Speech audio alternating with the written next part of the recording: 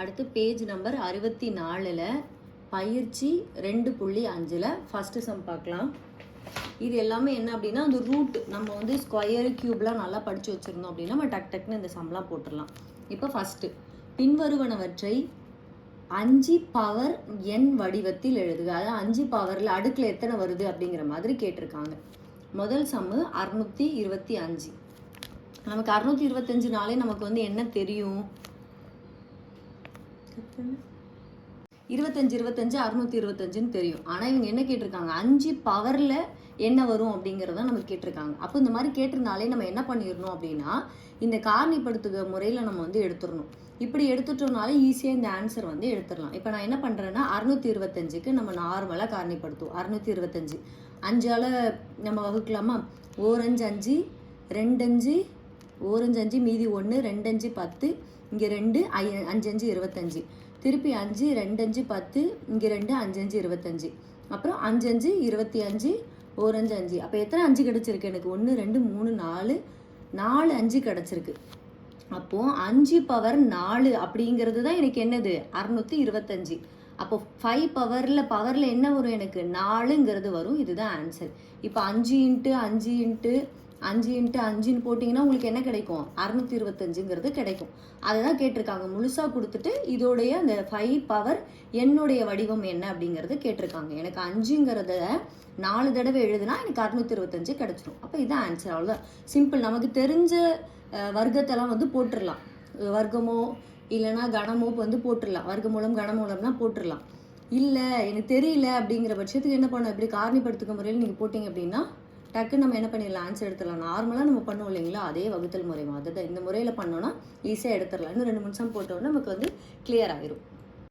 இப்போ இதில் second sum பார்க்கலாம். 1/5ன்னு கொடுத்துருக்காங்க. அதே என்ன வடிவத்தில் எழுத சொல்லியிருக்காங்க? 5 பவர் n வடிவத்தில் எழுத சொல்லியிருக்காங்க. நமக்கு ஒரு ஃபார்முலா தெரியும், ஒரு ஃபார்மேட் தெரியும். அது என்னென்னா a பவர் -n மைனஸில் கொடுத்துருந்தாங்க. ஏதோ நம்பர் கொடுத்து அது வந்து மைனஸில் கொடுத்துருந்தாங்க அப்படின்னா அதோடைய அடுக்க மைனஸ்குள்ளே கொடுத்துருந்தாங்கன்னா நம்ம எப்படி எழுதுவோம்? அந்த மைனஸ் எடுக்கிறதுக்கு 1/a பவர் n எழுதுவோமா?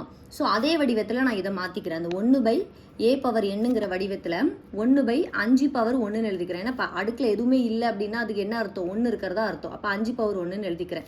அப்போது இப்படி கொடுத்துருக்கிறத நான் இப்படி மாற்றும் போது என்னவாயிரும்? இந்த 5 பவர் -1ன்னு ஆயிருமா? இப்படி இருக்குது. 1/a பவர் n ஃபார்மேட்டில் தான் 1/5 பவர் 1ங்கிறது இருக்குது. அப்போ அது மேலே வரும்போது என்னது? இந்த ஏங்கிறது தான் எனக்கு இந்த 5, இந்த எண்ணுங்கிறது எனக்கு இங்கே என்னது? 1. அது மேலே வருமே என்னவாயிரும்? -1ஆக மாறிடும். அப்போது என்னுடைய இந்த 5n வடிவம்ங்கிறது என்னது? 5 பவர் -1ங்கிறது தான். சிம்பிள். இந்த இதை ஞாபகம் வச்சுக்கிட்டிங்கன்னா இதை போட்டுடலாம். அடுத்தது தேர்ட் சம் பாருங்கள். √5 அப்படின்னு கொடுத்துருக்காங்க. இந்த ரூட்டுனாலே என்னது நமக்கு?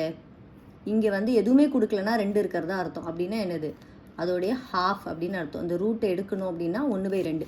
இதுவே √3 அதாவது கியூப் அப்படின்னு கொடுத்துருந்தாங்கன்னா கியூப் ரூட் அப்படின்னு கொடுத்துருந்தாங்கன்னா என்ன அர்த்தம்?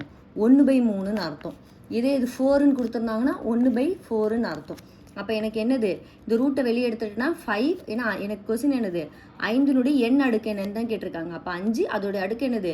1/2 அப்படிங்கிறது, அந்த ஹாஃப் அப்படிங்கிறது தான் எனக்கு ஆன்சர். அப்போ இதுதான் ஆன்சர். அவ்வளோதான், சிம்பிள்.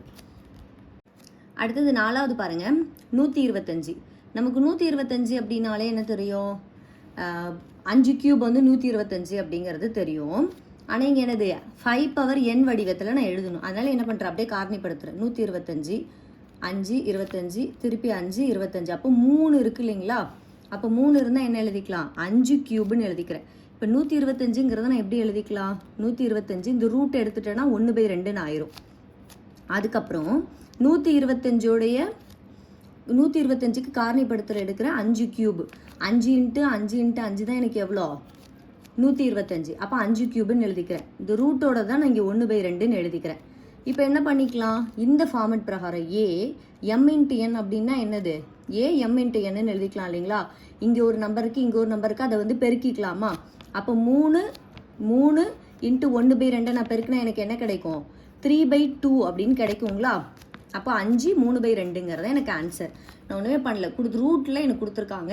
ஆனால் 5n வடிவத்தில் கேட்டிருக்காங்க. அப்போ நான் முதல்ல என்ன பண்ணுறேன் அப்படின்னா அந்த ரூட்டை எடுக்கிறேன். ரூட்டை எடுத்துட்டேன் அப்படின்னா 1/2ன்னு கிடைக்கும். இதே இங்கே 3 கொடுத்துருந்தாங்கன்னா 1/3ன்னு போட்டிருந்திருப்பேன். அப்போ 125. 125 காரணிப்படுத்துகள் எழுதும் போது என்ன கிடைக்குது, எனக்கு 5 கியூப்னு கிடைக்குது. அப்போ 5 கியூபு இன்ட்டு ஹாஃப்னு எழுதுறேன். அப்போ 3 இன்ட்டு ஹாஃப்ங்கிறது எனக்கு என்னது 3/2ன்னு கிடச்சிருக்கு. அப்போ 5 3/2ங்கிறது தான் என்னுடைய அந்த 5n வடிவம். அடுத்தது செகண்ட் சம் பாருங்க. பின்வருவனவற்றை 4n வடிவில் எழுதுக. முதல்ல என்ன கொடுத்துருந்தாங்க, 5 பவர் n வடிவில் எழுத சொன்னாங்க. இப்போ 4 பவர் n வடிவில் எழுத சொல்கிறாங்க. இப்போ 16 நானாங்க 16ன்னு தெரியும். ஆனால் எனக்கு 4 வடிவத்தில் எழுதணும் இல்லைங்களா? அதனால் என்ன பண்ணுறேன், 4 ஸ்கொயர்னு போட்டுக்கிறேன். ஏன்னா நானாங்க எனக்கு என்னது 16. ஸோ சிம்பிள், அவ்வளோதான். அடுத்தது 8 அப்படிங்கிறத எனக்கு என்ன வடிவத்தில் எழுத சொல்லியிருக்காங்க, 4n அப்படிங்கிற வடிவத்தில் எழுத சொல்லியிருக்காங்க. அதனால் நான் என்ன பண்ணிக்கிறேன் அப்படின்னா 4 2 எனக்கு 8 இல்லைங்களா? இந்த 2 நான் என்ன எழுதலாம், 4 இன்ட்டு √4ன்னு எழுதலாமா? எப்படி அப்படின்னு பார்த்தீங்கன்னா, இப்போ √4 அப்படிங்கிறது என்ன அப்படின்னா, இதுக்குள்ளே 2 நம்பர் இருக்குன்னு அர்த்தம். 2 2 நமக்கு 4, அப்போ ஒரு 2 கிடைக்குங்களா? புரியுதா? இப்போ வந்து இந்த 2 2 அப்படிங்கிறது தான் எனக்கு வந்து இந்த √4 மாறி இருக்கு. ஏன்னா √4ங்கிறது நம்ம எப்போவுமே ஒரு √4ன்னா நமக்கு வேல்யூ என்னது 2 தானே. ஏன்னா 2 2 4ங்கிறது நமக்கு தெரியும்.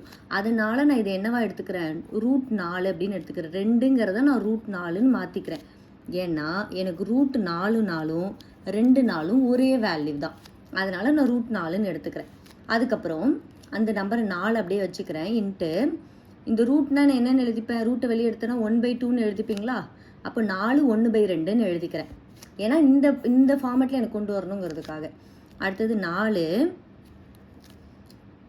இங்கே ஒரு 1 இருக்கிறதா இருக்கும். அடிமானம் சமமாக இருந்தால் நம்ம அடுக்குகளை என்ன பண்ணிக்கலாம், கூட்டிக்கலாம் இல்லைங்களா? அப்படி ஒரு படிச்சிருக்கோம் இல்லைங்களா? a/m இன்ட்டு a/n இருந்தால் ஈக்குவல் டு a/m + n எழுதிக்கலாமா? அடிமானம் சமமாக இருந்துச்சுன்னா அடுக்குகளை என்ன பண்ணிக்கலாம், கூட்டிக்கலாம். அப்போது 4 4ன்னு இருக்கிறதுனால 4 எடுத்துக்கிட்டேன்.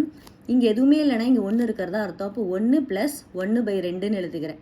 இப்போ 1/2ன்னா எனக்கு 1 2 2 3/2ன்னு வந்துருமா நமக்கு? அப்போ 4 3/2ங்கிறது ஆன்சர். ஸோ இதோடது என்ன பண்ணியிருக்கோம், முதல்ல 8ங்கிறத ஸ்ப்ளிட் பண்ணி எழுதுறோம். 4 2 8ன்னு எழுதுறோம். திருப்பி இந்த 2ங்கிறது என்னது, எனக்கு √4னாலும் 2னாலும் 1 தான். ஏன்னா இதுக்குள்ளே என்னது இன்னொரு 2 2 2 இருக்குன்னு தானே எனக்கு அர்த்தம். அதனால் நான் என்ன பண்ணிக்கிறேன், இதோட வேல்யூ 1 தான் அப்படிங்கிறதுனால எனக்கு என்ன எழுதிக்கிறேன், நான் √4ன்னு எழுதிக்கிறேன். எதுக்குன்னா இந்த ஃபார்மேட் கொண்டு வர்றதுக்காக.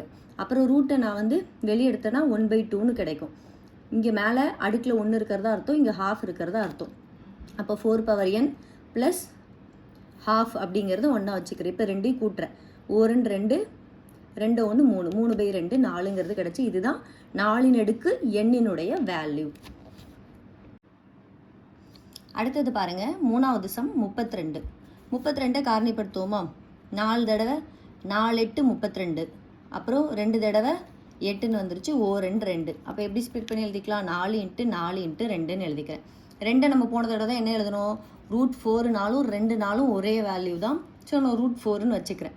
அப்புறம் அந்த √4 நம்ம எப்படி எழுதலாம், 4 1/2ன்னு எழுதிக்கலாம். அந்த ரூட்டுங்கிறத 1/2ன்னு எழுதிக்கிறேன். எதுவுமே இல்லைனா 2 இருக்கிறதா அர்த்தம். ஸோ 1/2ன்னு எழுதிக்கிறேன். அப்போ 4 × 4 × 4 அடுக்கு எவ்வளோ, 1/2ங்கிறது. அடிமானம் சமமாக இருந்தால் என்ன பண்ணிக்கலாம், அடுக்குகளை எல்லாத்தையும் கூட்டிக்கலாம். அப்போ இங்கே 4க்கு மேலே 1 இருக்கிறதா அர்த்தம், இங்கே ஒரு 1 இருக்கிறதா அர்த்தம், ப்ளஸ் இங்கே என்னது ஒரு ½ இருக்கிறதா அர்த்தம். அதுதான் நான் இங்கே எழுதியிருக்கேன். இங்கே ஒரு 1 இங்கே ஒரு 1 ப்ளஸ் ½ இருக்கா? அப்போ இது எல்லாத்தையும் 1 1 இருந்தால் நம்ம என்ன பண்ணிடுவோம், எல்சிஎம் எடுத்துருவோம். அப்போ எல்சிஎம் எடுத்தால் இங்கே 2. அப்போ மேலேயும் 2 வரணும், இங்கே 2ஆல் பெருக்குவேன், ஸோ 2. இங்கேயும் 2 வரணும்னா 2ஆல் பெருக்குவேன், ஸோ 2. இங்கே 1ஆல் பெருக்குவேன், ஏன்னா இங்கே ஆல்ரெடி 2 இருக்கிறதுனால. அப்போ 1. அப்போ 2 + 2 + 1 /2ன்னு வந்துருமா? 2 2 4 4 1 5. அப்போ 5/2ன்னு கிடச்சிருங்களா? இது நார்மலான நம்ம இது எல்சிஎம் மெத்தட் தான். இப்போ 1 + 1 + 1 /2ன்னு கொடுத்துருக்காங்கன்னு வச்சுக்கோங்களேன். இங்கே மட்டும்தான் 2 இருக்குன்னா நம்ம என்ன பண்ணுவோம், கீழேயும் 1 இருக்கிறதா அர்த்தமா? அப்போ இங்கே 2ஆல் பெருக்கும், இங்கேயும் 2ஆல் பெருக்கும் இல்லைங்களா? அதே மாதிரி பெருக்கிக்கிறேன்.